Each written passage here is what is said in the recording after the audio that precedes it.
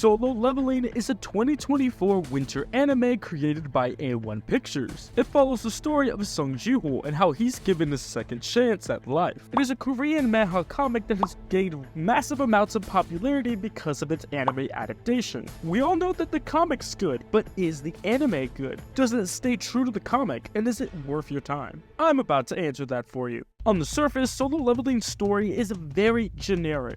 That is, until you begin to understand its deeper meaning. On one random day, portals started appearing, connecting the human world with the magic world. Forced to coexist in each other's societies, both the magic world and the human world have trouble adapting to their new surroundings. People like to travel through these portals to gather materials from the fantasy world to bring it into their society. They do this because fantasy items can be sold for high amounts of money, and they're also used for technological advancements. As the world started to adapt, humans started to adapt, gaining them special abilities. And the people that have been granted these abilities are called hunters. Anyhow, one day, the weakest hunter of all mankind decides to enter a dungeon. And when I mean the weakest, I mean this dude is Yamcha level. Anyhow, unaware of the task at hand, Sung Jin-woo enters one of the strongest dungeons in human history and is left to die in that dungeon until the system gives him a second chance at life. Now, like I said a couple of minutes ago, the story is generic.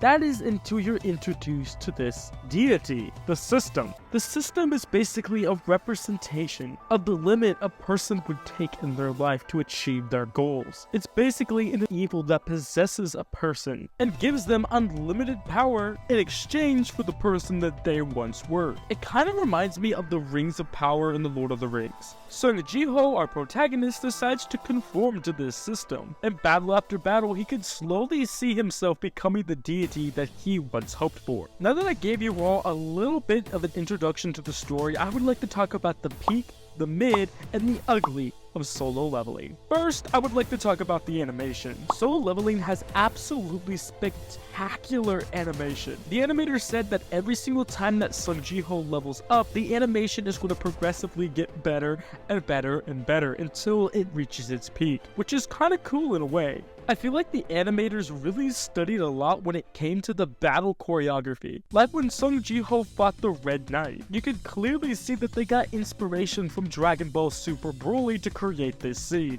The first couple battles were a little generic, but as the series continues to grow, we're going to be able to see better battles and better animation. I want to talk about the music, because the music was just so well done. People were posting all over social media the different soundtracks in each episode, and I honestly just love to see that. It's not often that you see an anime community talk about background music. Solo Leveling's background music really makes the show. It really makes your heart pound. It's just so well done. Now I want to talk about the mid. And there's a lot to cover. Solo Leveling has a lot of boring and stupid plot lines. I don't even remember you, so I'm just gonna call you Dave. Dave was traumatized 3 years ago after going to some giant ant island where all of his fellow comrades die, blah blah blah, and now he's like, yeah guys, I'm gonna go back to the ant kingdom.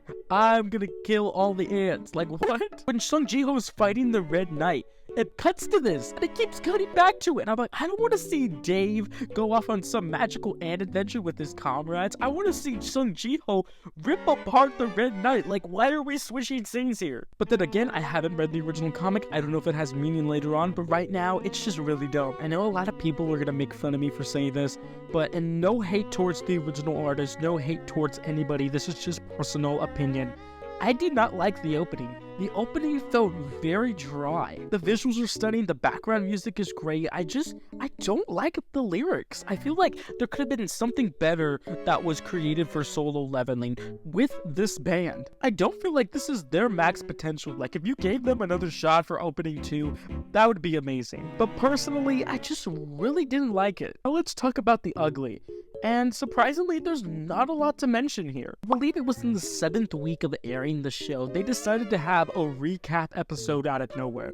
Now, this episode was considered to be the lowest rated episode of all time on Crunchyroll, which is 100% understandable. I get that the animators might have been behind a week or so, but I would have rather just waited. We never needed a recap episode. In conclusion, I'm finally going to answer the question that I first proposed in the beginning of this video. Is Solo Leveling explains comic better than the anime, and that is debatable. For sure, the artwork is better in the original source material, but I gotta say, the anime does the adaptation perfectly. I remember telling a lot of people that I knew that this would become the next Attack on Titan, and as the way that it's going, I honestly see that happening. And in conclusion, is Solo Leveling worth watching? And my answer is yes. Actually, the series just finished. Go watch it.